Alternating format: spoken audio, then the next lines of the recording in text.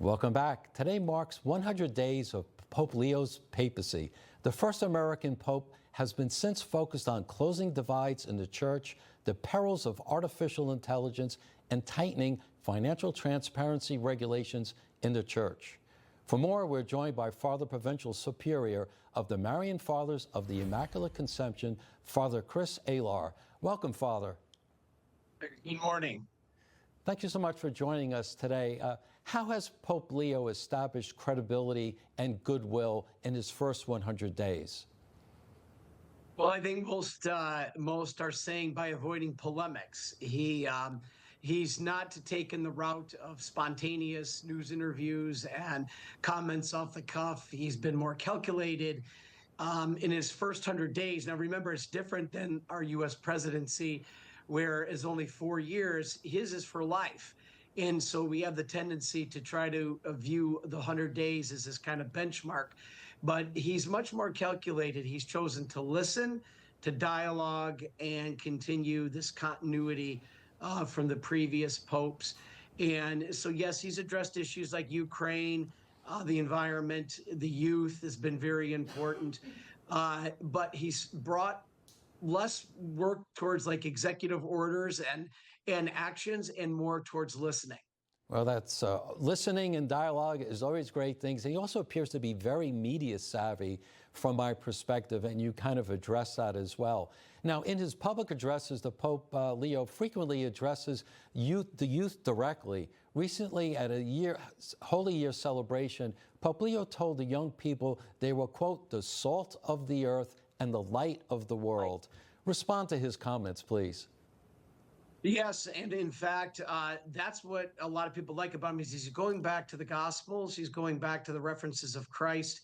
And, being fluent in English, Spanish, and Italian, he reached the vast majority of youth when he speaks. And so that's a very positive.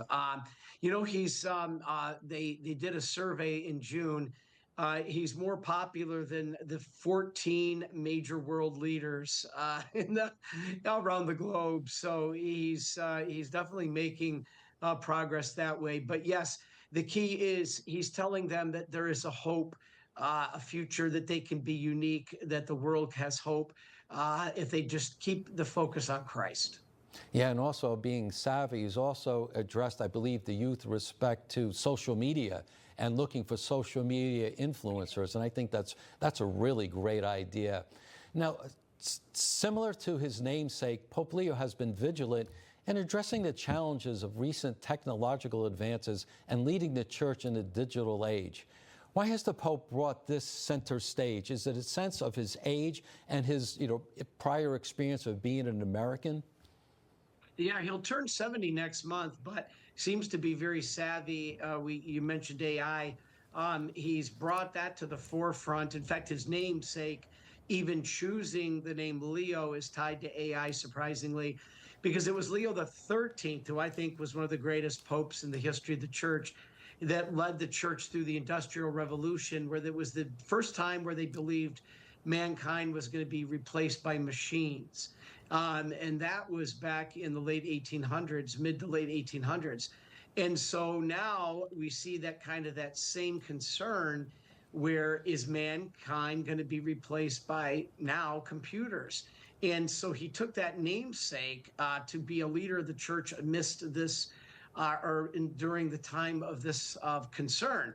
And so he's addressed this technological age head on, and we definitely think that is something that also appeals to the youth, because whether we like it or not, the youth seem to be entwined in the social media to extreme degrees. Yes, and to your point about the previous Pope Leo, I believe he's the one who met the devil head on with the St. Michael prayer, St. Michael the Archangel, correct? It is correct. After hearing a conversation after saying Mass where the Satan said he could bring down his church, the Lord said, you think you can? And he granted Satan the power of 100 years. And I think we've seen some of the bad fruit of the last 100 years with abortion and pornography on demand. But our answer is the St. Michael prayer and keeping our faith. Thank you, Father, for joining us this morning. We really appreciate it.